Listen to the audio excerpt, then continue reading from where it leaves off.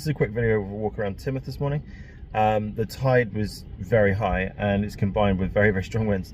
And it's really spectacular actually. The waves were sort of actually breaking up some of the paving actually in some places, and some small stones and rocks that have been thrown over the wall as well. So some people have parked right underneath it, so that's probably a bad place.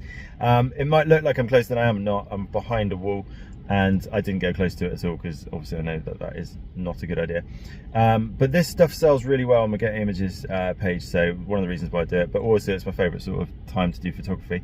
Although this is all video because I didn't actually plan on doing this, so I only had my little action camera thing. But hopefully it comes out. It got soaked. You got completely soaked, but like I said, I have my waterproof, so it was alright. And I haven't dribbled on myself, which just looked like out there. It's just obviously that's where the water's come through the coat.